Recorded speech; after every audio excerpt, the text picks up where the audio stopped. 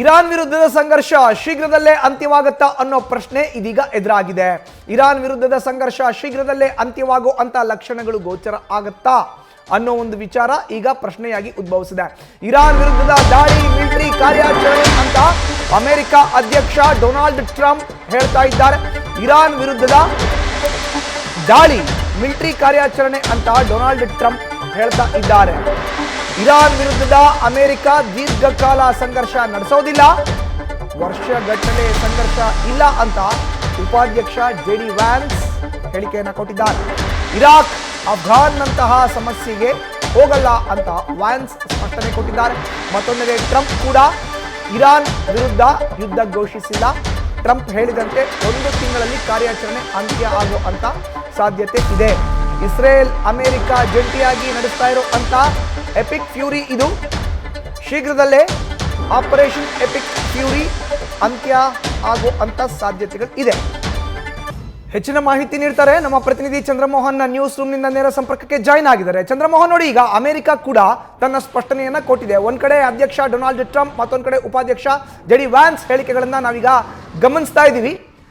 Israel America ಜಂಟಿಯಾಗಿ Iran ಮೇಲೆ ಮಾಡ್ತಾ ಇರುವಂತ ಯುದ್ಧ, ಓವರ್ ಆಲ್ ಇದರ ಚಿತ್ರಣವನ್ನು ವಿವರಣೆ ನೀಡೋದಾದ್ರೆ?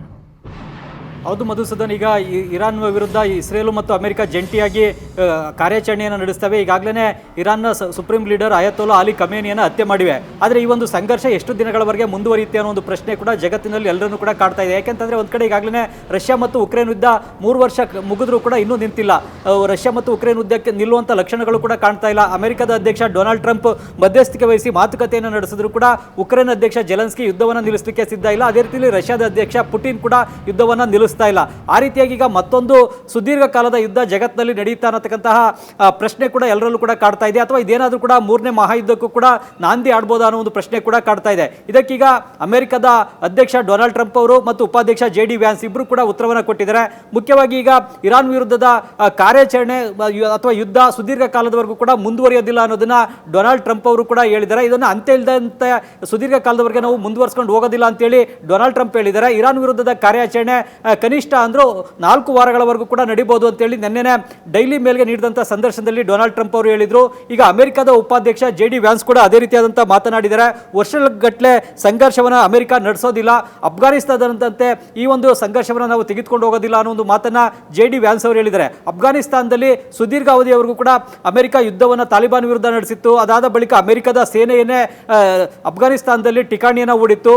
ಅದು ಖಾಲಿ ಮಾಡಬೇಕು ಅಲ್ಲಿಂದ ಅಂತಲೇ ತಾಲಿಬಾನ್ ಕೂಡ ಹೋರಾಟವನ್ನು ನಡೆಸಿತು. ಆ ರೀತಿಯಾಗಿ ಈಗ ಇರಾನ್ನಲ್ಲಿ ಸುದೀರ್ಘ ಅವಧಿಯವರೆಗೂ ಕೂಡ ನಾವು ಸಂಘರ್ಷವನ್ನಾಗಲಿ ಯುದ್ಧವನ್ನಾಗಲಿ ನಡೆಸೋದಿಲ್ಲ ಅನ್ನೋ ಒಂದು ಮಾತನ್ನ ಸ್ಪಷ್ಟವಾಗಿ ಈಗ ಅಮೆರಿಕದ ಅಧ್ಯಕ್ಷ ಡೊನಾಲ್ಡ್ ಟ್ರಂಪ್ ಮತ್ತು ಉಪಾಧ್ಯಕ್ಷ JD ವ್ಯಾನ್ಸ್ ಇಬ್ಬರು ಕೂಡ ಹೇಳಿದ್ದಾರೆ. ಮುಖ್ಯವಾಗಿ ಈಗ ಸುದೀರ್ಘ ಅವಧಿಗೆ ಯುದ್ಧ ನಡೆದ್ರೆ ಜಗತ್ತಿನ ಬೇರೆ ಬೇರೆ ದೇಶಗಳಿಗೂ ಕೂಡ ಬೇರೆ ಬೇರೆ ರೀತಿಯಾದಂಥ ಸಮಸ್ಯೆ ಉಂಟಾಗುತ್ತೆ. ಒಂದು ಕಡೆ ಕಚ್ಚಾ ತೈಲದ ಪೂರೈಕೆಯಲ್ಲಿ ವ್ಯತ್ಯಯ ಆಗುತ್ತೆ ಮತ್ತು ಅಗತ್ಯ ವಸ್ತುಗಳ ಬೆಲೆಯಲ್ಲಿ ಏರುಪೇರು ಉಂಟಾಗುತ್ತೆ. ಇನ್ನು ಬೇರೆ ಬೇರೆ ಉತ್ಪನ್ನಗಳ ಬೆಲೆನಲ್ಲೂ ಕೂಡ ಏರುಪೇರು ಆಗುತ್ತೆ. ಮಧ್ಯಪ್ರಾಚ್ಯದ ಮೇಲೆ ಅವಲಂಬಿತ ಆಗಿರ್ತಕ್ಕಂಥ ದೇಶಗಳು ಮತ್ತು ಮಧ್ಯಪ್ರಾಚ್ಯ ಕೂಡ ಬೇರೆ ಬೇರೆ ದೇಶಗಳ ಮೇಲೆ ಅವಲಂಬಿತ ಆಗಿದೆ ಮತ್ತು ಬೇರೆ ಬೇರೆ ಉತ್ಪನ್ನಗಳ ಬೆಲೆಗಳು ಕೂಡ ಏರುಪೇರಾಗ್ತವೆ. ವ್ಯಾಪಾರ ವಾಣಿಜ್ಯ ಚಟುವಟಿಕೆ ಕೂಡ ಜಗತ್ತಿನಲ್ಲಿ ತೊಂದರೆ ಆಗುತ್ತೆ. ಈ ಎಲ್ಲ ಕಾರಣಗಳಿಂದಾಗಿನೇ ಈಗ ಇರಾನ್ ವಿರುದ್ಧದ ಈ ಒಂದು ಸಂಘರ್ಷವನ್ನ ಕಾರ್ಯಾಚರಣೆಯನ್ನ ಸುದೀರ್ಘ ಅವಧಿಗೆ ನಡೆಸೋದಿಲ್ಲ ಅಂತೇಳಿ ಈಗ ಡೊನಾಲ್ಡ್ ಟ್ರಂಪ್ ಅವರು ಹೇಳಿದ್ದಾರೆ. ಮುಖ್ಯವಾಗಿ ಇದನ್ನ ಡೊನಾಲ್ಡ್ ಟ್ರಂಪ್ ಅವರು ಕೂಡ ನೇರವಾಗಿ ಯುದ್ಧ ಅಂತ ಕರೆದಿಲ್ಲ, ಬದಲಿಗೆ ಇದೊಂದು ಮಿಲಿಟರಿ ಕಾರ್ಯಾಚರಣೆ ಅಂತ ಮಾತ್ರನೇ ಕರೆದಿದ್ದಾರೆ. ಅಮೆರಿಕದ ಕಾನೂನಲ್ಲೂ ಕೂಡ ಬೇರೊಂದು ದೇಶದ ಮೇಲೆ ನೇರವಾಗಿ ಯುದ್ಧವನ್ನು ಘೋಷಿಸಲಿಕ್ಕೆ ಅವಕಾಶ ಇಲ್ಲ. ಈ ಕಾರಣಕ್ಕಾಗಿನೇ ಡೊನಾಲ್ಡ್ ಟ್ರಂಪ್ ಇದನ್ನ ಮಿಲಿಟರಿ ಕಾರ್ಯಾಚರಣೆ ಅಂತ ಮಾತ್ರನೇ ಕರೆದಿದ್ದಾರೆ. ಹೀಗಾಗಿ ಒಂದು ಮಿಲಿಟರಿ ಕಾರ್ಯಾಚರಣೆ ಕೂಡ ಸುಮಾರು 4 ವಾರಗಳವರೆಗೂ ಕೂಡ ನಡೀಬಹುದು ಅನ್ನೋ ಒಂದು ಮಾತನ್ನು ಹೇಳಿದ್ದಾರೆ. ಇಲ್ಲವೇ ಅದಕ್ಕಿಂತ ಮುಂಚಿತವಾಗಿ ಮುಗಿಬಹುದು. ಯಾಕೆಂದ್ರೆ ಈಗಾಗಲೇ ಮಧ್ಯಪ್ರಾಚ್ಯದ ಕೆಲವು ದೇಶಗಳ 2 ದೇಶಗಳ ಮದುವೆ ಅಂದ್ರೆ ಅಮೆರಿಕ ಮತ್ತು ಇರಾನ್ನ ನಡುವೆ ಮಾತುಕತೆ ನಡೆಸಲಿಕ್ಕೆ ಕೂಡ ಮುಂದಾಗ್ತಾ ಇವೆ. ಹಾಗಾಗಿ ಏನಾದರೂ ಕೂಡ ಮಧ್ಯಪ್ರಾಚ್ಯದ ದೇಶಗಳ ಮಧ್ಯಸ್ಥಿಕೆಯಲ್ಲಿ ಮಾತುಕತೆ ನಡೆದ್ರೆ ಈ ಒಂದು ಯುದ್ಧ ಅಥವಾ ಸಂಘರ್ಷ ಬೇಗನೆ ಮುಗಿಯುವಂತಹ ಸಾಧ್ಯತೆಗಳು ಕೂಡ ಇವೆ. ಮಧುಸೂದನ್, ನ್ಯೂಸ್ ಫಸ್ಟ್ ನಿರ್ಭೀತಿಯಿಂದ ನಿಮ್ಮ ಪರವಾಗಿ.